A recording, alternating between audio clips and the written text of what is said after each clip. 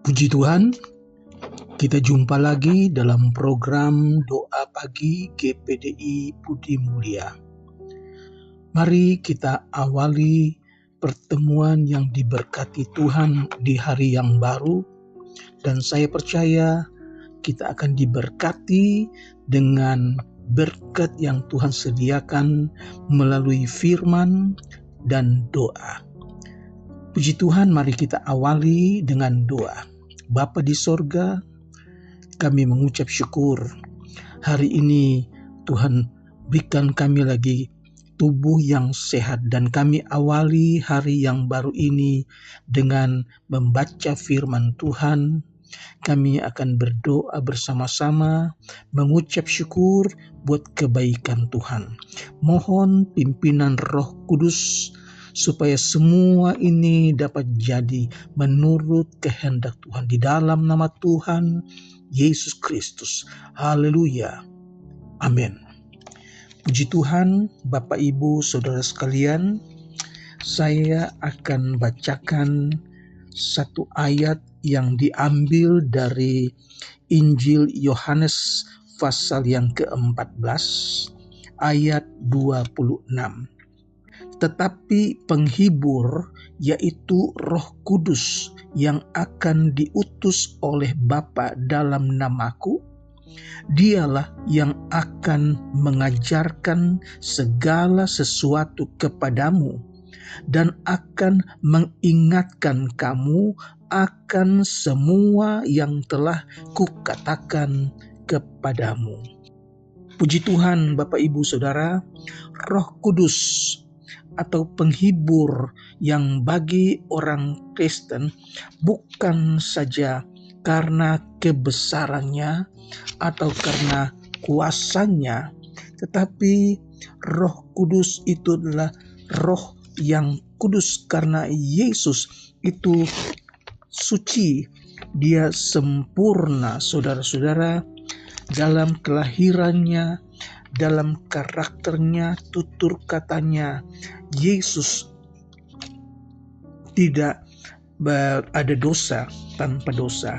Nah, puji Tuhan, Bapak Ibu Saudara sekalian, Yesus menjanjikan penolong kepada mereka, yaitu Roh Kudus.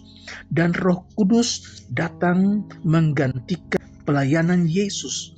Itu digantikan oleh penolong, yaitu Roh kebenaran, yaitu Roh kekudusan, yaitu Roh Kristus. Haleluya, Bapak Ibu Saudara sekalian. Dan Bapa mengutus Roh Kudus. Yesus juga memberikan Roh Kudus. Haleluya, Saudara.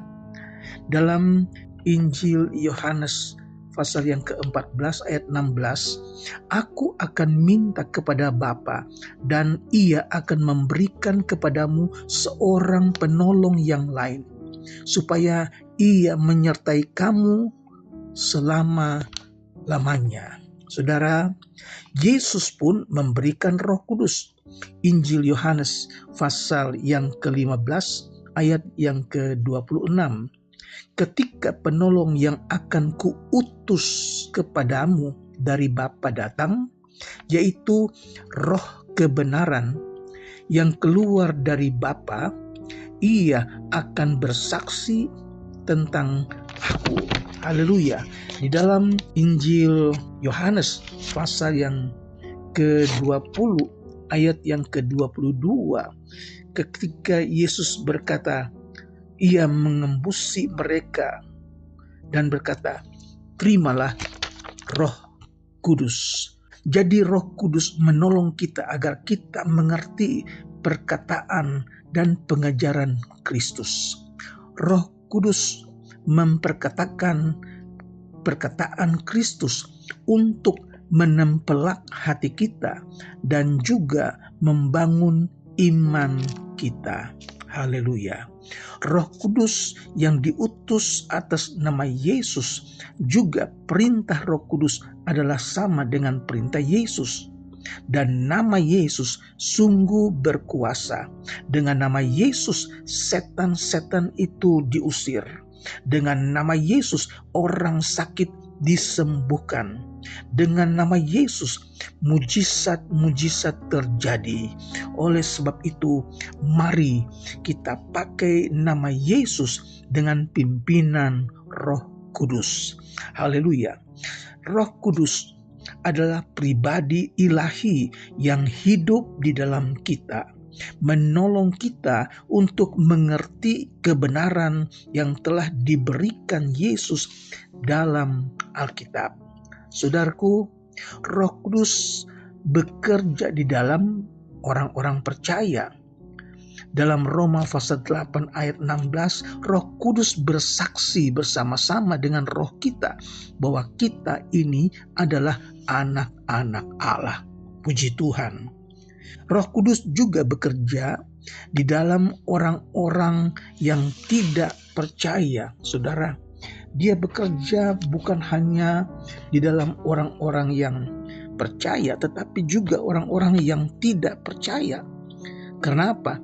Dalam Injil Yohanes 16 ayat 8 sampai yang ke-11, ketika ia datang, ia akan menginsyafkan dunia akan dosa, akan kebenaran, dan akan penghakiman. Saudara, ini adalah pekerjaan Roh Kudus, menginsyafkan dunia tentang dosa, tentang kebenaran, dan tentang penghukuman.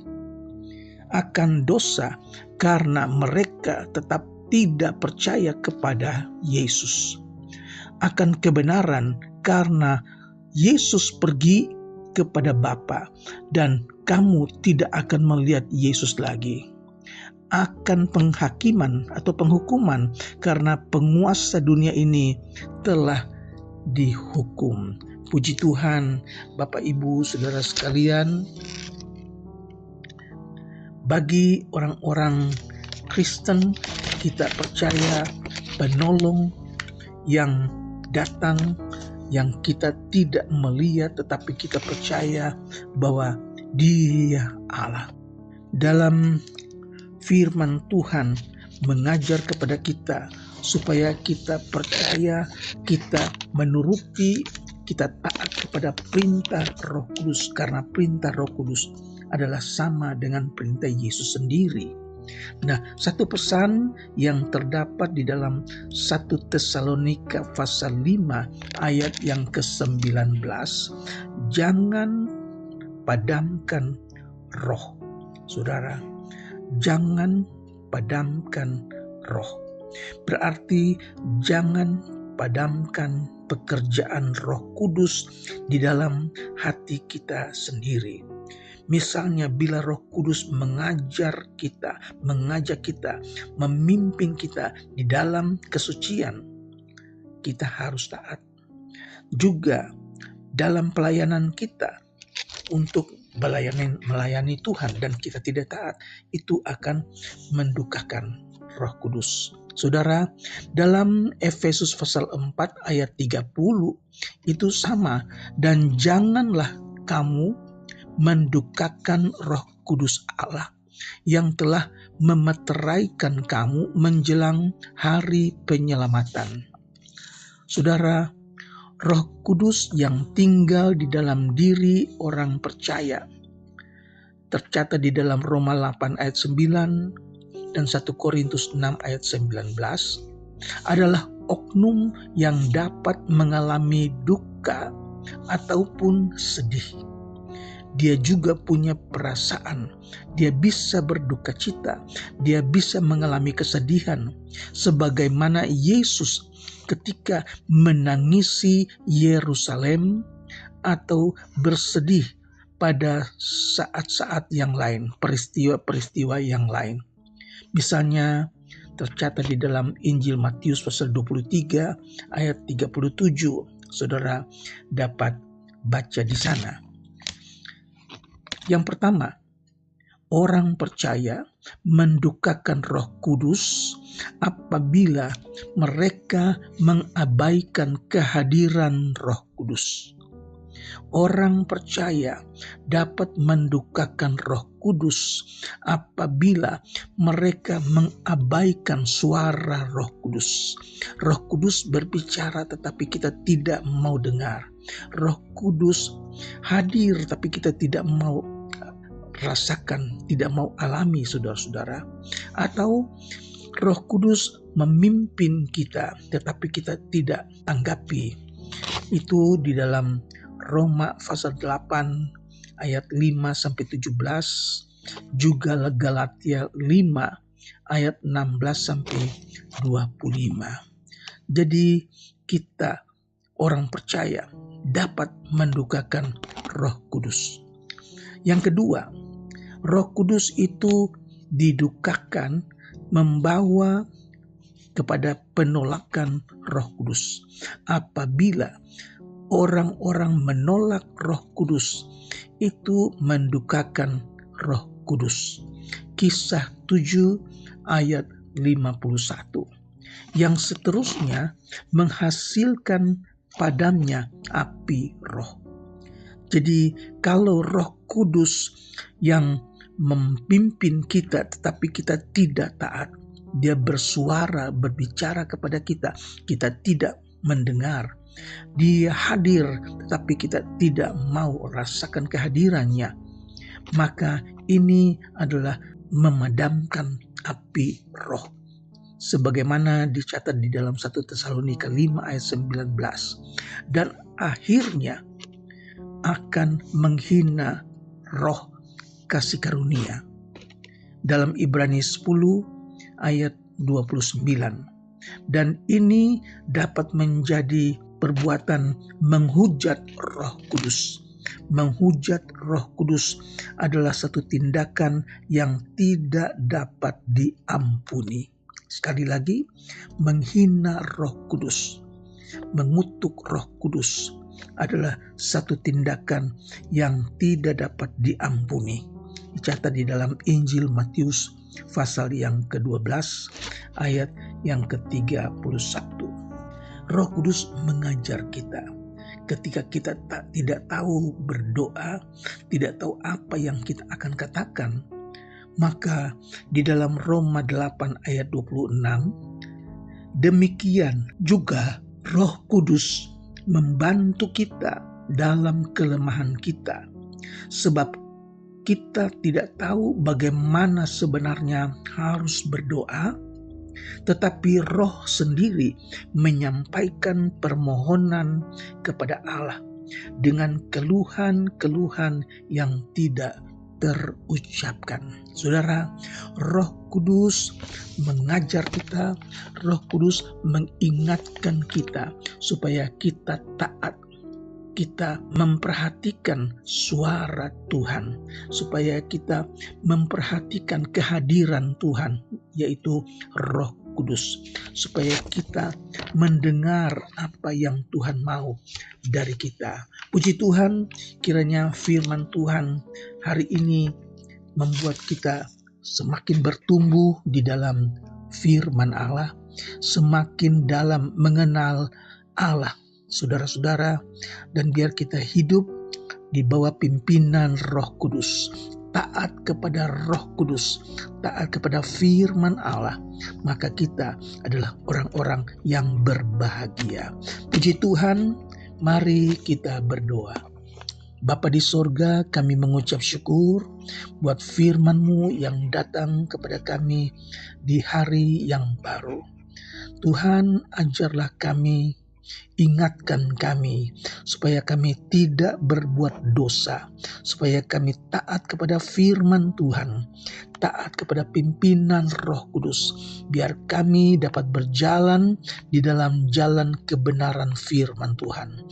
Terima kasih, hamba-Mu berdoa buat umat Tuhan yang dalam keadaan sakit, baik di rumah ataupun yang dirawat di rumah sakit. Mari Tuhan datang dan jamah mereka, sembuhkan mereka dalam nama Yesus. Terpujilah nama-Mu Tuhan. Kami berdoa juga untuk jemaat Tuhan yang dalam kesulitan, pekerjaan, mereka yang belum punya pekerjaan, yang mempunyai tanggungan, keluarga, rumah tangga. Mari Tuhan buka jalan, berikan mereka pekerjaan, berikan mereka rezeki untuk rumah tangga mereka. Terima kasih mereka yang dalam kesulitan ekonomi. Kiranya Tuhan cukupkan keperluan mereka, kebutuhan mereka. Tuhan cukupkan, tambahkan di dalam nama Yesus. Kami berdoa juga untuk rumah tangga Kristen. Tuhan berkati mereka dengan kebahagiaan, sukacita, damai sejahtera yang dari Tuhan. Terpujilah namamu Tuhan Yesus. Kami serahkan hidup kami sepanjang hari ini hanya di dalam tangan Tuhan. Di dalam nama Tuhan Yesus Kristus kami berdoa. Haleluya. Amin.